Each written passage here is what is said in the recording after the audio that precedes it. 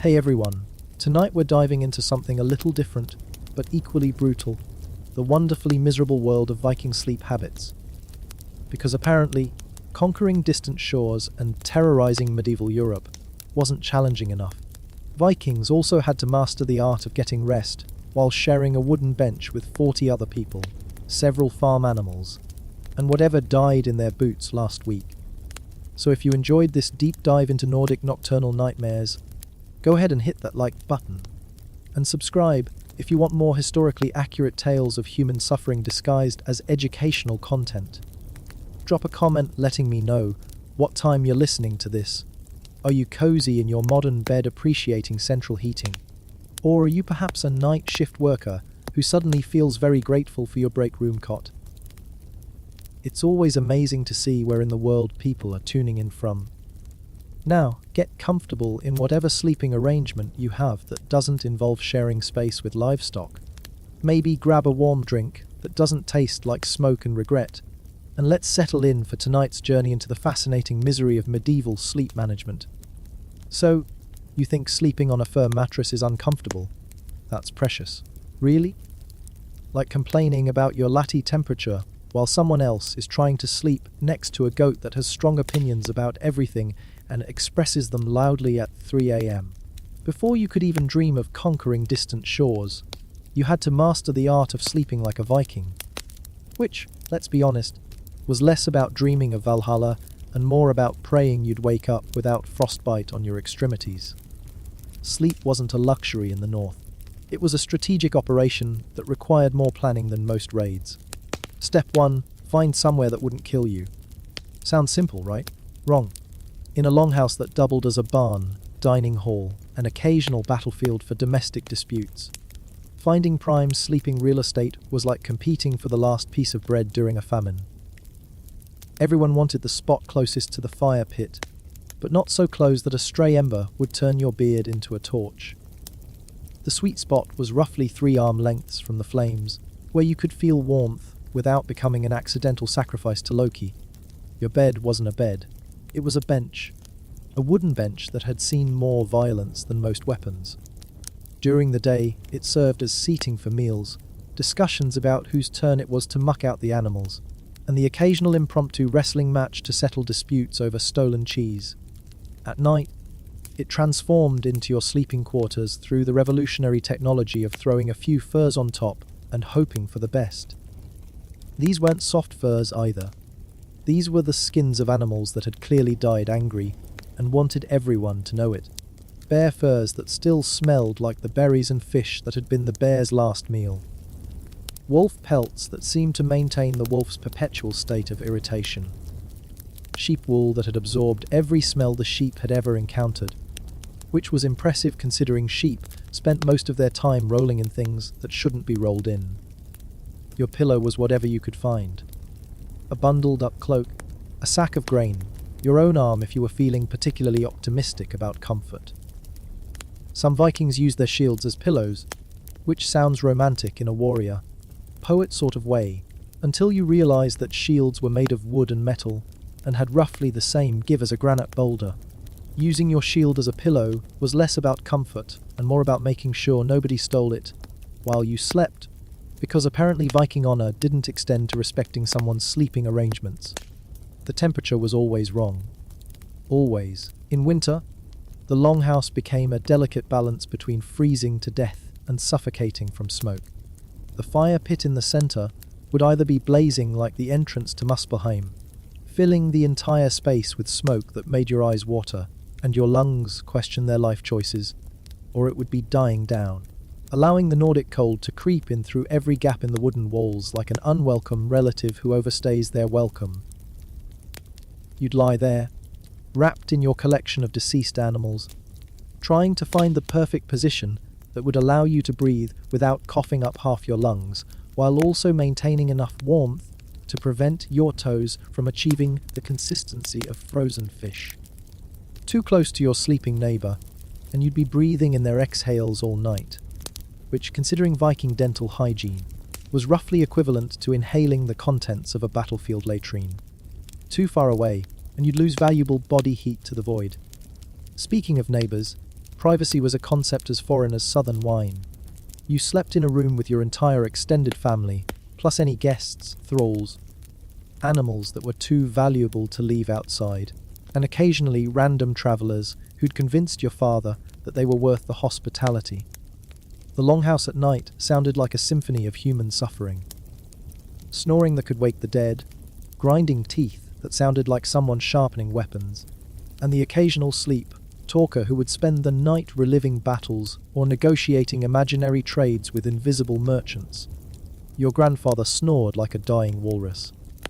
Your aunt talked in her sleep about her grievances with the neighbours' chickens.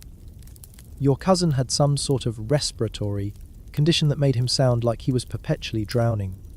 The thralls had their own collection of nighttime noises that suggested they were either having prophetic dreams or slowly going insane. And somewhere in this cacophony of human misery, you were expected to achieve restful sleep. The animals didn't help. Vikings were practical people, which meant that valuable livestock slept indoors during the harsh months. Your sleeping soundtrack included cows that seemed to have opinions about everything, sheep that bleated at imaginary predators, and chickens that apparently needed to announce every minor disturbance to the entire household. The goats were the worst.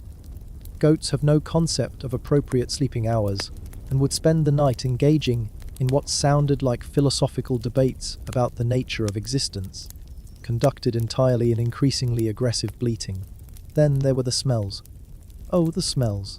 Imagine taking every unpleasant odour you've ever encountered, concentrating it, and then trapping it in a wooden box with 40 other people and their pets. Unwashed bodies that had been unwashed for months because soap was a luxury and bathing in winter was a form of suicide. Cooking smells that had been absorbed into every wooden surface, creating a permanent aromatic reminder of every meal that had ever been prepared in the space. Animal odours that ranged from merely unpleasant to actively hostile. The smoke from the fire pit added its own special bouquet to the mix. Wood smoke was fine, but Vikings burned whatever they could find, which often included things that probably shouldn't be burned. Dried dung was a common fuel source, because nothing says, "good night's sleep," like the gentle aroma of combusting feces. Animal bones, scraps of leather, and occasionally items that had fallen into the fire pit and been deemed too much trouble to retrieve. Your position on the sleeping bench determined your entire night's experience. If you were important enough to claim a spot near the middle, you had the dual benefit of being closer to the warmth and farther from the walls, where the cold was most brutal. But the middle also meant you were trapped between other sleepers, unable to escape if someone decided to engage in aggressive nighttime activities like sleep fighting or sleep eating. The ends of the benches were colder, but offered more escape routes. You could roll off onto the floor if necessary, though the floor was usually covered with rushes that had absorbed months' worth of spilled food, tracked in mud, and various bodily fluids that nobody wanted to identify. The floor rushes were changed seasonally, if you were lucky, which meant they had plenty of time to develop their own ecosystem of unpleasant surprises. Sleep position was an art form.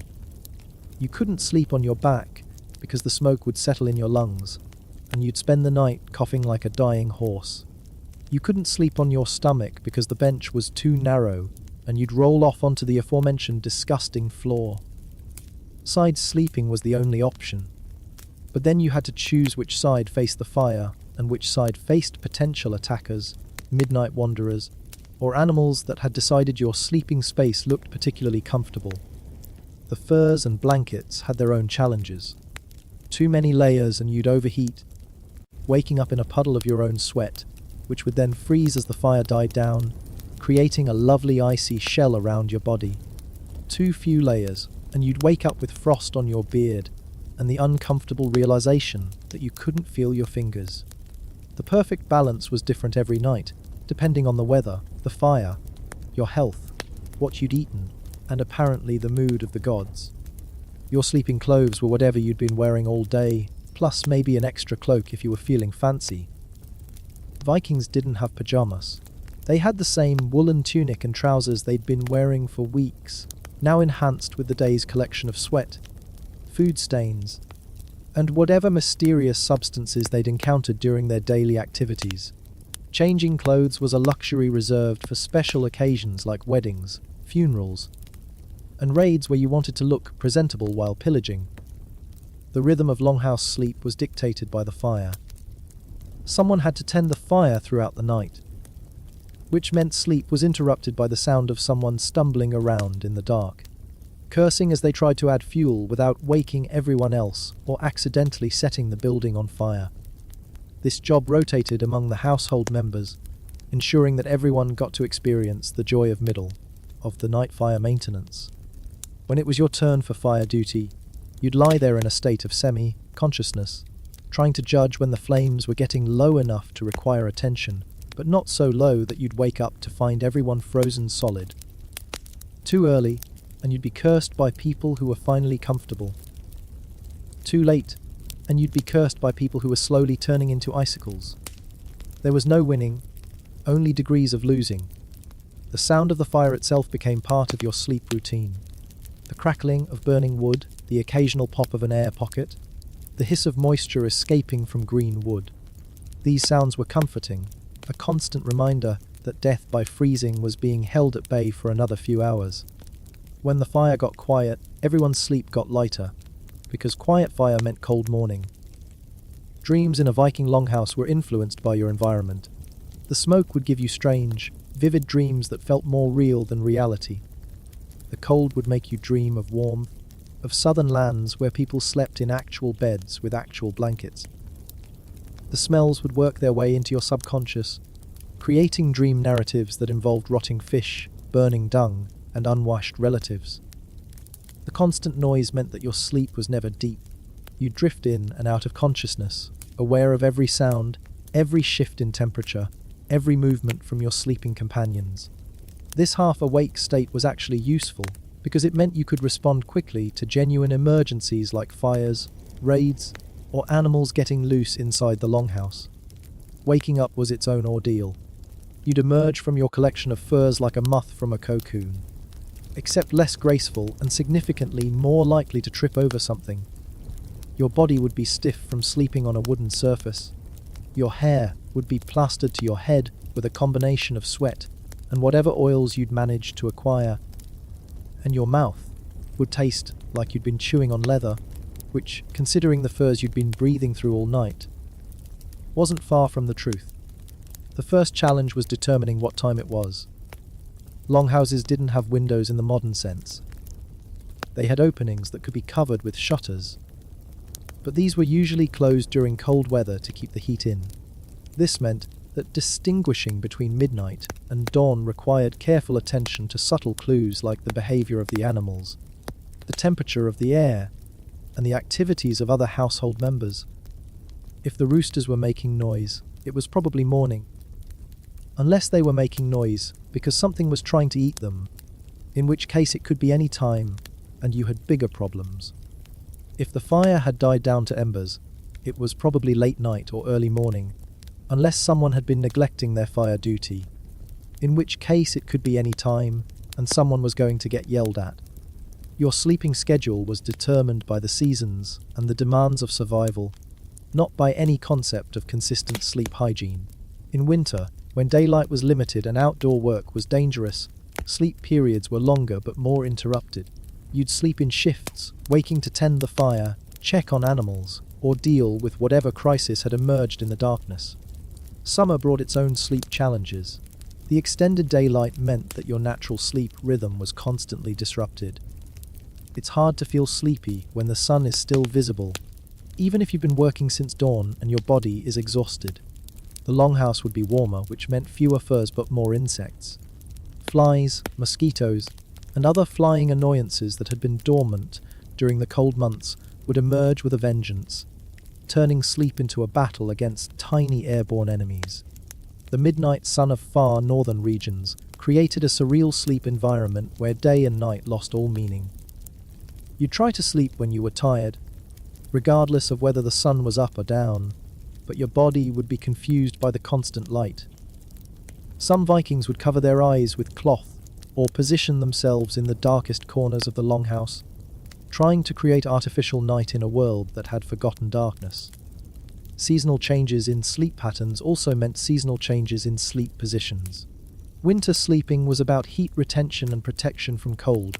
You'd curl up in a tight ball, trying to minimize exposed surface area, wrapping furs around yourself like a cocoon. Summer sleeping was about heat dissipation and airflow. You'd spread out as much as the bench allowed, using minimal covering, trying to catch any breeze that might make its way through the longhouse. The quality of your sleep was directly related to your status in the household. The household head and their immediate family got the best sleeping spots, the most furs, and the most consideration from others. Thralls and lower status members got whatever was left, often ending up on the floor or in corners where the cold was most severe and the air quality was worst. This hierarchy extended to sleep disruption rights. Important people could move around at night, adjust their positions, and even wake others if necessary without major consequences. Lower status individuals were expected to sleep quietly and not disturb their superiors, even if they were uncomfortable or cold. Violations of nighttime etiquette could result in punishment, public shaming, or reduction in food portions. Children had their own sleep challenges. Young children would often sleep with their parents for warmth and protection, but this meant that adult sleep was constantly interrupted by small bodies that seemed to generate heat like tiny furnaces and take up disproportionate amounts of space. Older children would graduate to their own sleeping spots, but these were usually the least desirable locations, often near drafty walls or far from the fire. The transition from family sleeping to independent sleeping was a rite of passage that involved learning to manage cold, discomfort, and fear without parental assistance. Children would learn to arrange their own furs, maintain their own sleeping space, and deal with nighttime disturbances without waking the adults. This early independence training was essential preparation for the adult Viking life of constant adaptation and self-reliance. Guests and visitors presented special sleeping arrangement challenges. Hospitality was a sacred duty, but space was limited. Honored guests might be given prime sleeping locations, displacing regular household members to less comfortable spots. Lesser guests or unexpected visitors might end up on the floor, in animal areas, or sharing already crowded sleeping spaces. The arrival of guests also meant changes in the nighttime atmosphere. Strangers brought different smells, sounds, and sleep habits. They might snore differently, talk in unfamiliar languages, or have customs that disrupted the established sleeping rhythm. Some guests were welcome additions who brought interesting dreams and stories. Others were endured obligations who couldn't leave soon enough. Illness changed everything about sleep. A sick household member would disrupt everyone's rest with coughing, moaning, or other symptoms. The smell of sickness would permeate the sleeping area, creating anxiety about contagion. The need to care for the ill meant interrupted sleep for family members, who would wake throughout the night to check on the patient, adjust coverings, or provide water and comfort.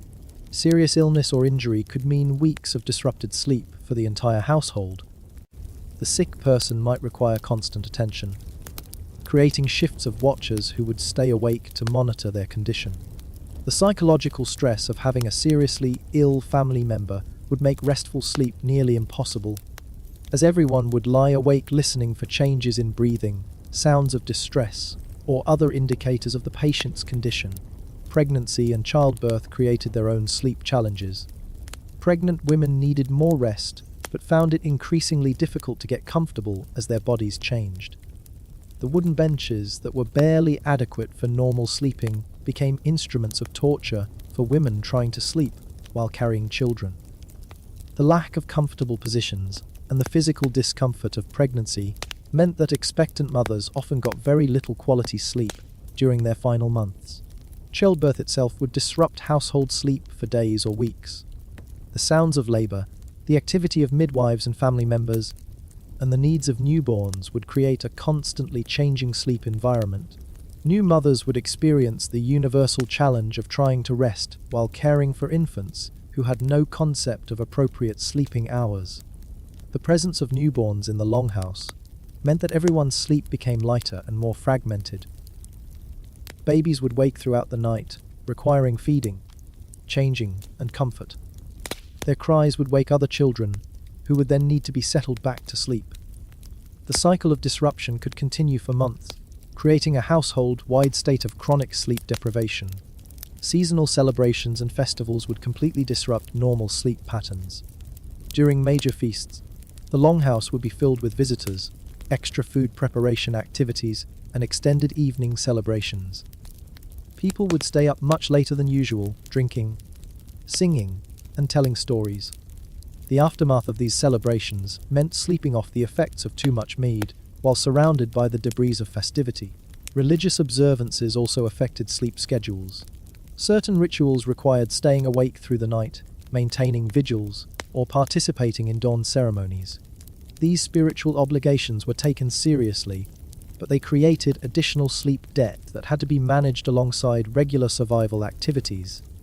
The approach of winter each year brought anxiety about the months of challenging sleep ahead. Households would spend the autumn months preparing their sleeping arrangements, gathering additional furs, repairing benches, and stockpiling fuel for the fire. The quality of these preparations could mean the difference between surviving the winter and becoming another casualty of the harsh Nordic climate. Spring arrival was celebrated partly because it meant an end to the most difficult sleeping conditions. The gradual warming meant fewer furs, less crowding around the fire, and the possibility of sleeping in other locations. Some Vikings would begin sleeping in outbuildings or even outdoors as soon as the weather permitted, desperate for fresh air and space after months of longhouse confinement. Summer offered the luxury of alternative sleeping arrangements. Temporary shelters could be built for specific activities like hunting, trading, or raiding. These might be simple lean-tos or more elaborate structures, but they represented freedom from the constraints of longhouse sleeping. The ability to choose your sleeping companions, position, and level of covering was a seasonal privilege that made the summer months particularly valued. Travel sleeping was its own specialized skill set. Vikings on trading expeditions, raids, or exploration voyages had to master the art of sleeping in ships, temporary camps, and unfamiliar environments. Ship sleeping meant dealing with constant motion, salt spray, cramped conditions, and the ever-present possibility of storms or attacks. The ability to sleep while maintaining alertness for danger was essential for survival. Camp sleeping required different skills. Setting up temporary shelters, choosing safe locations, maintaining security watches, and adapting to unfamiliar terrain were all part of the traveling Viking's sleep management responsibilities. The luxury of a permanent fire pit and established sleeping arrangements was replaced by improvised solutions and constant adaptation. The psychological aspects of Viking sleep were as challenging as the physical ones. The combination of harsh conditions, constant proximity to others, and the stress of survival created a mental environment where truly restful sleep was rare. Most Vikings probably lived in a state of chronic sleep deprivation, maintained by necessity and accepted as normal. Dreams took on special significance in a culture where sleep was both precious and difficult to achieve. The vivid dreams induced by smoke, cold, discomfort, and stress were often interpreted as messages from the gods, prophecies, or communications from deceased ancestors. The content of dreams would be discussed and analyzed, becoming part of the household's collective wisdom and decision-making process. Nightmares were common and were often attributed to supernatural causes. Evil spirits, angry gods, or curses from enemies could all manifest as disturbing dreams. The response to nightmares might include ritual purification, protective charms, or changes in sleeping arrangements designed to ward off malevolent influences. The communal nature of longhouse sleeping meant that dreams were often shared experiences. Someone talking in their sleep or crying out from nightmares would wake others, who might then incorporate these sounds into their own dreams. The boundary between individual and collective dream experience was blurred by the shared sleeping environment. Sleep disorders, while not understood in modern medical terms, were recognized and dealt with through traditional methods. Someone who snored excessively might be repositioned, given different bedding, or moved to a location where they would disturb fewer people. Sleepwalkers would be gently guided back to their sleeping spots, sometimes repeatedly throughout the night. The arrival of old age brought changes in sleep patterns that were observed and accommodated by the household. Elderly Vikings often slept more lightly, woke more frequently, and required different arrangements for comfort and warmth. Their sleep disturbances were generally tolerated with more patience than those of younger household members, reflecting the respect accorded to elders. Death in the longhouse created the most significant sleep disruption of all. The rituals surrounding death, the presence of the deceased, and the grief of survivors would eliminate normal sleep for days or weeks. The psychological impact of sleeping in the same space where someone had died would affect household members differently, with some finding comfort in the presence of ancestral spirits and others struggling with fear and sorrow. The practical aspects of dealing with death during winter months, when burial might be delayed due to frozen ground, meant that the deceased might remain in the longhouse for extended periods. This created additional challenges for sleep, as household members would need to maintain normal rest while sharing space with the dead. Recovery from the sleep disruption of death required time and often ritual purification of the sleeping space. Some households would rearrange sleeping positions, replace bedding materials, or perform ceremonies designed to ease the transition back to normal rest patterns. The memory of the deceased would remain part of the sleeping environment, influencing dreams and nighttime thoughts for months or years.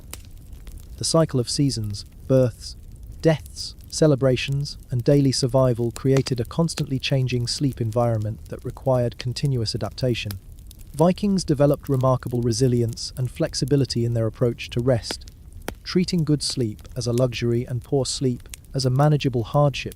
The skills developed through years of challenging sleep conditions served Vikings well in their various activities. The ability to rest in uncomfortable conditions, remain alert while exhausted, and function effectively on limited sleep were valuable assets for warriors, traders, and explorers. The longhouse sleep experience was, in many ways, training for the broader challenges of Viking life. Your relationship with sleep as a Viking was fundamentally different from modern expectations. Sleep wasn't a right or a comfort, but a necessity to be managed under difficult circumstances. The quality of your rest depended on your ability to adapt, your status in the household, your relationships with others, and your skill in managing the various challenges of the longhouse environment. The morning ritual of emergence from sleep was as complex as the process of falling asleep. You'd assess your physical condition, checking for signs of illness, injury, or excessive cold exposure. Your clothing would need adjustment, your hair would require attention, and your general appearance would need to meet the standards expected for the day's activities. The transition from sleep to wakefulness was gradual and communal. As people began stirring, the longhouse would slowly come to life with sounds of stretching, coughing, conversation, and the rekindling of the fire. The animals would begin their own morning routines, adding to the symphony of awakening sounds. Your first conscious thoughts would often be about the day ahead, the weather conditions, the work that needed to be done, and the challenges that might arise. Sleep was a temporary escape from the demands of survival, but waking meant returning to the constant vigilance and effort required for Viking life. The quality of your sleep would influence your entire day. A good night's rest, rare as it might be, would leave you more alert, stronger, and better able to handle whatever challenges arose. Poor sleep, which was common, meant starting the day at a disadvantage, requiring extra effort to maintain effectiveness and safety. Over time, Vikings developed personal strategies for maximizing sleep quality within the constraints of their environment. Some learned to sleep more deeply by focusing on specific sounds or sensations. Others developed the ability to nap during brief opportunities throughout the day, supplementing their nighttime rest with strategic periods of unconsciousness. The cumulative effect of years of challenging sleep conditions was a population that was remarkably hardy and adaptable, but also probably chronically tired. This fatigue became part of the normal Viking experience, accepted and managed rather than cured. The ability to function effectively while tired was a survival skill as important as fighting or sailing. The social aspects of sleep created bonds between household members who shared the experience of nightly hardship. People who had slept through winters together listened to each other's dreams and provided mutual comfort during cold nights, developed relationships that were deeper than those based solely on daytime interactions. The end of each sleeping period marked not just personal renewal, but the continuation of the household's collective survival effort. Each successful night of sleep was a victory against the harsh conditions of Nordic life, a demonstration of human resilience and adaptation in the face of natural challenges. And so your days would continue, each night bringing its own collection of challenges, discomforts, and small victories. The wooden bench would remain unforgiving, the furs would continue to smell like their former owners, and the fire would require constant attention. But you would adapt, endure, and occasionally even achieve something approaching restful sleep in the midst of it all, because that's what Vikings did. They survived, they adapted, and they found ways to rest between battles with both human enemies and the relentless forces of nature. But the true artistry of Viking sleeping wasn't just about managing discomfort. It was about mastering the subtle politics of shared unconsciousness. Every longhouse developed its own unwritten rules about nighttime behavior, violations of which could result in social ostracism or worse. The person who consistently hogged the warmest spot might find themselves mysteriously relocated to the coldest corner. The chronic blanket thief would discover their furs had been redistributed to more deserving sleepers. The establishment of sleeping order was a delicate negotiation that happened fresh each evening. Age, status, recent accomplishments, and current favour with the household head all played roles in determining who slept where. A successful raid might earn you a better sleeping position for weeks. A public embarrassment could see you relegated to sleeping with the goats until your reputation recovered. Women had their own hierarchy within the sleeping arrangements, often centered around the hearth area where their daily work took place. The household matron would claim the spot that offered the best combination of warmth and oversight of household activities. Younger women would arrange themselves according to their relationships, responsibilities, and the complex social dynamics that governed female interactions in Viking society. Pregnant women presented special challenges to the sleeping arrangement negotiations. They needed more space, more warmth, and more consideration, but they also represented future members of the household and therefore deserved protection and comfort. The balancing act between meeting their needs and maintaining fairness for other household members required diplomatic skills that would have impressed foreign ambassadors. The thralls occupied the lowest tier of the sleeping hierarchy, often ending up in locations that were either too hot or too cold, too noisy or too isolated. Their sleep quality was considered less important than their ability to work the next day, creating a cycle where poor rest led to decreased productivity, which led to punishment, which led to even worse sleeping conditions. But thralls developed their own survival strategies for sleep management. They learned to create warmth through positioning, using their bodies to block cold drafts for each other. They mastered the art of silent communication, coordinating movements and adjustments without waking their owners.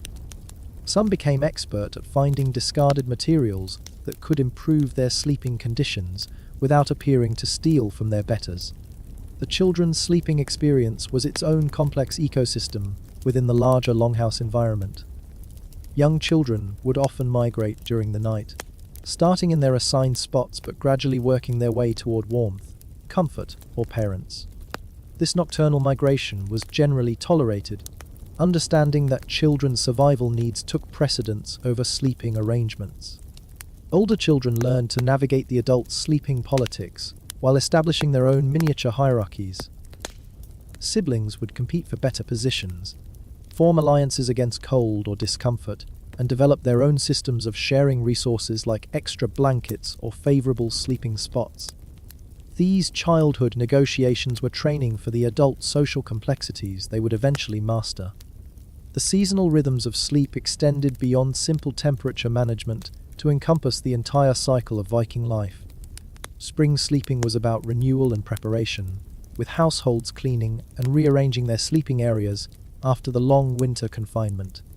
The excitement of emerging from winter's grip would create a restless energy that made sleep both more necessary and more difficult to achieve. Summer sleeping offered the luxury of choice. Some nights you might sleep outdoors under the stars, enjoying the freedom from longhouse constraints and the fresh air that had been impossible during the cold months. These outdoor sleeping experiences were treasured opportunities to spread out, breathe deeply, and experience solitude that was rare in Viking life. The outdoor sleeping brought its own challenges and rewards. You'd learn to read the sky for weather changes, position yourself to take advantage of natural windbreaks, and identify the sounds of night that indicated safety versus those that suggested danger. Sleeping outside made you more attuned to the natural world and your place within it. But outdoor sleeping also meant vulnerability. Without the protection of walls and the security of numbers, every sound became potentially threatening. The snap of a twig could be a wild animal, a rival, or just the settling of the earth, but your sleeping brain would interpret it as maximum threat until proven otherwise. This hypervigilance was exhausting, but necessary for survival. Autumn sleeping carried the weight of preparation and anxiety about the approaching winter. Each night became a reminder that the easy sleeping of summer was ending, and soon you'd be back to the challenges of longhouse life. The last warm nights of the year were treasured, often spent staying awake later than necessary, just to savour the comfort that would soon be memory. The transition from outdoor to indoor sleeping each year was a psychological adjustment as significant as the physical one. Your body would need to readjust to the smells, sounds, and spatial constraints of the longhouse after months of relative freedom.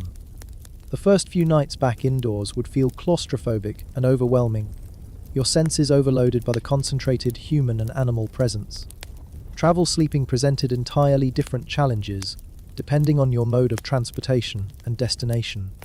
Ship sleeping was perhaps the most specialized skill in the Viking sleep repertoire. The constant motion of the waves created a rocking sensation that some found soothing and others found nose-eating. Learning to sleep while maintaining enough awareness to respond to sudden weather changes or threats required a delicate balance of consciousness. Your sleeping position on a ship was determined by your role and status within the crew. The captain and important passengers might have slightly more sheltered spots, while ordinary crew members would sleep wherever space allowed among the cargo, supplies, and equipment. The ship's cat, if there was one, probably had better sleeping arrangements than most of the humans. Ship sleeping meant dealing with salt spray, changing weather conditions, and the constant possibility of having to wake suddenly for emergency actions. Your sleep would be lighter and more fragmented, as your unconscious mind needed to process the sounds and movements that indicated normal sailing versus potential problems. The sounds of ship sleep were entirely different from longhouse sleep. Instead of crackling fire and animal noises, you'd hear the creaking of wood, the whisper of wind through the rigging, and the constant sound of water against the hull. These sounds would become a comfort, their rhythm lulling you to sleep, but their absence or change would wake you instantly.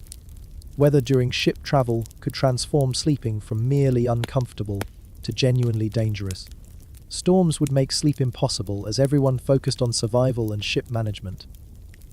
Rough seas would turn your sleeping area into a tumbling, chaotic environment where staying in one place required constant effort. Cold weather ship sleeping was particularly brutal. The combination of wind, spray, and exposure created conditions that were even more challenging than winter longhouse sleeping. Your furs would become damp and then freeze, creating an icy shell around your body. The ship's sides offered no protection from the wind, and there was no fire to provide warmth. Some ships carried braziers or fire pots for cooking and warmth, but these were dangerous in the confined, wooden environment and were used sparingly. The risk of fire aboard a ship was so severe that most crews preferred to endure the cold rather than risk burning their vessel and losing everything. Land-based travel sleeping required different adaptations. Setting up temporary camps meant finding suitable locations that offered protection from weather and potential threats while providing access to water and fuel. The ideal camping spot was rare, and most nights you'd compromise between various inadequate options. Your temporary shelter might be nothing more than a cloak stretched between trees, a lean to made from available branches, or simply a sleeping spot chosen for its relative protection from wind and rain. The quality of your rest would depend on your skill in selecting and preparing these temporary accommodations. Travel sleeping also meant sleeping with unfamiliar people. Trading expeditions, diplomatic missions, and raiding parties would bring together Vikings from different households who didn't know each other's sleeping habits, personal quirks, or nighttime routines. The process of establishing sleeping arrangements among strangers required negotiation skills and the ability to adapt quickly to new social dynamics. Some travelers were considerate sleeping companions who respected others' space and needs. Others were inconsiderate sleepers who snored, moved constantly, or hogged shared resources like blankets and shelter space. Learning to identify and manage these different personality types was essential for successful group travel. The security aspects of travel sleeping added another layer of complexity. Someone always needed to maintain watch duties, which meant sleep shifts and the responsibility of staying alert enough to detect threats while others rested. The quality of your sleep depended partly on your confidence in the person keeping watch and their ability to wake you if danger approached. Watch duty itself was a specialized form of semi-consciousness. You needed to remain alert enough to detect unusual sounds, movements, or changes in the environment while conserving energy for the next day's travel. The balance between vigilance and rest required experience and discipline that took years to develop. Different types of Viking expeditions created different sleeping challenges. Raiding parties prioritized speed and stealth, which meant minimal shelter and maximum alertness. Trading expeditions might allow for more comfortable sleeping arrangements, but required security against theft of valuable goods. Exploration voyages combined the worst aspects of both, with unknown dangers and minimal resources for comfort. The psychological aspects of sleeping in unfamiliar territories were as challenging as the physical ones. Every sound could indicate threats that didn't exist in your home environment. Animals, weather patterns, and even the quality of darkness would be different, requiring your senses to recalibrate and your mind to adjust its threat assessment patterns. Sleeping in enemy territory added paranoia to the mix of discomforts. Every moment of unconsciousness was a potential vulnerability, every deep sleep a possible invitation to disaster. Raiders would often sleep in armor, weapons within reach, ready to fight at a moment's notice. This readiness for combat made truly restful sleep nearly impossible. The return journey from any expedition brought its own sleeping challenges. Exhaustion from the expedition's activities would make sleep more necessary but potentially deeper and less alert. Loaded with goods, prisoners, or the wounded, the return trip would be slower and more vulnerable, requiring different sleeping security arrangements. Success or failure of the expedition would affect sleep quality in different ways. Successful raiders might sleep more soundly, relaxed by victory and wealth, but they might also be more vulnerable to attack by those seeking revenge or theft.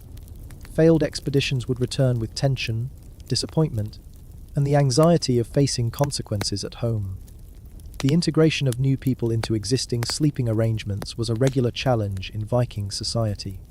Marriages brought new household members who needed to find their place in the established sleeping hierarchy. Captured slaves or prisoners would need accommodation that balanced security concerns with basic survival needs. New wives entering established households faced particularly complex sleeping arrangement challenges. They needed to establish their position relative to existing family members while adapting to unfamiliar sleeping conditions, routines, and social dynamics. The first few months in a new household were often characterized by poor sleep as everyone adjusted to the changes. Children from previous marriages or relationships would create additional complications in sleeping arrangements. Blended families needed to establish new hierarchies that balanced the needs of children from different relationships while maintaining household harmony. These negotiations could take months or years to resolve satisfactorily. The treatment of prisoners and slaves in sleeping arrangements reflected both practical and cultural considerations. They needed enough rest to remain productive workers, but their sleeping conditions also demonstrated their low status and served as constant reminders of their captivity. The balance between utility and domination was carefully maintained through sleeping arrangement protocols. Some prisoners were valuable enough to receive better treatment, including improved sleeping conditions. Hostages from important families, skilled craftsmen, or individuals with specialized knowledge might be given sleeping arrangements that approached those of low-status free household members. This differential treatment was a tool of control and negotiation. The long-term effects of Viking sleeping conditions extended beyond immediate physical discomfort to influence health, longevity, and quality of life. Chronic sleep deprivation probably contributed to shorter lifespans, increased susceptibility to disease, and greater vulnerability to accidents and injuries. But Vikings also developed remarkable resilience and adaptation to these challenging conditions. Their bodies became efficient at extracting maximum benefit from limited sleep opportunities. Their minds learned to function effectively while managing constant fatigue. These adaptations were passed down through generations, creating a population uniquely suited to their harsh environment. The cultural attitudes towards sleep reflected the broader Viking values of toughness, adaptability, and collective survival. Complaining about sleeping conditions was generally discouraged as a sign of weakness. The ability to endure poor sleep without complaint was valued as a demonstration of character and strength. Sleep-related rituals and superstitions developed around the practical challenges of rest in Viking society. Certain arrangements of furs or positioning of weapons might be believed to provide protection from evil spirits or bad dreams. These practices combined practical sleep management with spiritual comfort, addressing both physical and psychological needs. The interpretation of dreams took on special significance in a culture where sleep was both precious and frequently disrupted. Dreams were often seen as communications from gods, ancestors, or spirits, and their content was carefully analyzed for guidance about future actions or warnings about potential dangers. Shared dreaming experiences were common in the close quarters of longhouse sleeping. Similar dream content among household members might be interpreted as collective visions or messages intended for the entire family or community. These shared experiences reinforced social bonds and collective decision-making processes. Nightmares were treated as serious spiritual and practical concerns. Persistent bad dreams might indicate curses, spiritual attacks, or divine displeasure. The response could include ritual purification, changes in sleeping arrangements, consultations with spiritual advisors, or modifications in behavior to address whatever might be causing the disturbing dreams. The timing of dreams within the sleep cycle was considered significant. Dreams that occurred early in the night might be interpreted differently from those that happened near dawn. The clarity and emotional impact of dreams were also factors in determining their importance and meaning. Some individuals developed reputations as particularly gifted dreamers whose nocturnal visions were especially meaningful or accurate. These people might be consulted about their dreams as part of decision-making processes, or their sleeping arrangements might be specially managed to encourage prophetic dreaming. The seasonal variation in dream content and intensity was also recognized and interpreted. Winter dreams might be seen as more significant due to the longer periods of darkness and the challenges of survival during harsh months. Summer dreams might be viewed as lighter and less meaningful, reflecting the easier living conditions of warm weather. The physical health impacts of Viking sleeping conditions were significant and cumulative. Joint problems from sleeping on hard surfaces, respiratory issues from constant smoke exposure, and skin conditions from contact with unwashed furs and textiles were common health challenges that affected quality of life and longevity. Back problems were nearly universal among Vikings due to the combination of hard sleeping surfaces and the physical demands of their daily activities. The wooden benches provided no support for natural spinal curves, leading to chronic pain and mobility issues that would worsen with age. Respiratory problems from smoke inhalation during sleep created long-term health issues that affected not just comfort but survival. Chronic coughing, reduced lung capacity, and increased susceptibility to respiratory infections were common consequences of years of sleeping in smoke-filled environments. The lack of privacy and personal space in sleeping arrangements probably contributed to the rapid spread of contagious diseases within households. When someone became ill, the close sleeping quarters ensured that infections would quickly spread to other family members, creating household-wide health crises that could be devastating. Parasites were another constant health challenge related to sleeping conditions. Fleas, lice, and other insects thrived in the warm, crowded conditions of longhouse sleeping areas. The furs and textiles used for bedding provided ideal breeding grounds for these pests. creating ongoing discomfort and health risks. The management of parasites was a constant battle that required regular cleaning, replacement of bedding materials, and sometimes radical measures like burning contaminated furs and starting over with new materials. The economic cost of replacing bedding was significant, but the health cost of not doing so could be even greater.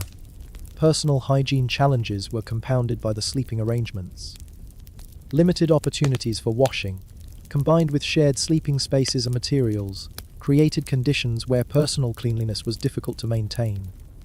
The accumulation of dirt, sweat, and oils over time created its own health and comfort challenges. The social aspects of hygiene in shared sleeping spaces required cooperation and consideration among household members. Someone who neglected personal cleanliness would affect the sleep quality of everyone around them, creating social pressure for basic hygiene maintenance, even under difficult conditions. Dental health was particularly challenging for Vikings, and this affected sleep quality in various ways. Toothaches, infections, and other dental problems could make sleep difficult or impossible. The lack of effective dental care meant that these problems would often worsen over time, creating chronic pain that interfered with rest. The diet of Vikings, while nutritionally adequate for survival, was often hard on teeth and gums. Coarse grains, tough meats, and limited variety created dental wear and problems that would manifest as nighttime pain and discomfort. The grinding of teeth during sleep, possibly exacerbated by stress and poor sleeping conditions, would worsen these problems. Mental health challenges were both cause and consequence of poor sleeping conditions. The stress of survival, combined with chronic sleep deprivation, could create or worsen anxiety, depression, and other psychological problems. These mental health issues would then make sleep even more difficult, creating a cycle that was hard to break. The stigma around mental health issues in Viking culture meant that psychological problems related to sleep were often unrecognized or misunderstood. Someone who couldn't sleep might be seen as weak or cursed, rather than as suffering from treatable conditions. This lack of understanding made it even harder to address sleep-related mental health problems. The collective nature of longhouse living meant that one person's mental health problems could affect the entire household's sleep quality. Someone experiencing nightmares, anxiety, or other psychological issues would disrupt others' rest, creating household-wide sleep problems that required community solutions. Seasonal affective disorder, while not understood in modern terms, was probably common among Vikings living through long, dark winters. The combination of limited daylight, confined living conditions, and survival stress could create depression and other mental health challenges that would affect sleep patterns and quality. The coping mechanisms developed by Vikings for managing mental health challenges often involved community support, spiritual practices, and lifestyle modifications that indirectly improved sleep quality. Group activities, storytelling, and shared responsibilities helped maintain mental health and social cohesion during difficult periods. Age-related changes in sleep patterns were observed and accommodated within Viking households. Elderly members often experienced different sleep needs and patterns, requiring adjustments in household routines and sleeping arrangements. The wisdom and experience of elders was valued, so their comfort needs were generally respected. Young adults and middle-aged Vikings bore the primary responsibility for household security and maintenance during nighttime hours. Their sleep was most likely to be interrupted by duties like fire maintenance, security watches, and responding to emergencies. This created a peak period of sleep deprivation during the most productive years of life. The integration of disabled or injured household members into sleeping arrangements required creativity and compassion. Vikings who were temporarily or permanently unable to care for themselves needed accommodations that balanced their comfort needs with the practical constraints of longhouse living. The treatment of mental disabilities or illnesses in sleeping arrangements reflected the Viking understanding of these conditions and their beliefs about appropriate care. Some individuals might be given special protection and accommodation, while others might be marginalized or excluded from normal household sleeping areas. The economics of sleep management in Viking households involved significant resource allocation and planning. Furs, textiles, fuel for heating, and space within the longhouse were all valuable commodities that needed to be distributed fairly and efficiently to support households' sleeping needs. The seasonal cycle of resource availability affected sleep quality throughout the year. Winter required more fuel for heating and more bedding materials for warmth, but these were also the times when resources were most scarce. The balance between comfort and conservation was a constant challenge for household management. Trading relationships often included exchanges of materials specifically for sleep comfort. High-quality furs, imported textiles, and specialized items like down filling were valuable trade goods that could significantly improve sleeping conditions for those who could afford them. The inheritance of sleeping arrangements and materials was part of the broader Viking inheritance system. The best sleeping spots, highest quality furs, and most comfortable bedding would be passed down according to family hierarchy and cultural traditions, ensuring that sleep comfort reflected social status across generations. Innovations in sleep comfort, while limited by available technology and materials, did occur within Viking society. Improvements in bed construction, better methods for preparing furs and textiles, and more efficient heating arrangements gradually enhanced sleep quality for those who could implement them. The influence of contact with other cultures introduced new ideas and materials for sleep improvement. Trade with southern regions might bring softer textiles or different approaches to bedding and sleep management. These foreign influences would be adapted to local conditions and needs. The seasonal rhythms of sleep preparation required significant advanced planning and work. Autumn activities included gathering materials for winter bedding, repairing sleeping areas, and preparing heating arrangements for the cold months ahead. The quality of these preparations would determine sleep comfort for months to come. Spring cleaning of sleeping areas was both a practical necessity and a symbolic renewal. The accumulated dirt, smells, and wear from winter sleeping would be addressed through thorough cleaning, replacement of worn materials, and reorganization of sleeping arrangements for the warmer months. The psychological aspects of these seasonal transitions were as important as the practical ones. The annual cycle of preparing for, enduring, and recovering from difficult winter sleeping conditions created a rhythm of anticipation, endurance, and relief that shaped the mental approach to sleep management. And through all of this, through every challenge and adaptation, every uncomfortable night and rare moment of restful sleep, you would learn that sleep was not something that happened to you, but something you actively managed, negotiated, and earned through skill, preparation, and perseverance. The Viking approach to sleep was ultimately a reflection of their approach to life itself: practical, resilient, communal, and uncompromising in the face of harsh realities.